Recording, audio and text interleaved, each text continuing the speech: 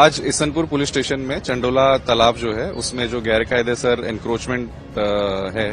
उसके फेज 2 अंतर्गत आज एएमसी द्वारा जो दबान हटाने में आ रहा है उसमें 25 एसआरपी कंपनी और 3000 पुलिस जवान और ऑफिसर्स द्वारा आज एनक्रोचमेंट की ड्राइव करी जा रही है हटाने की।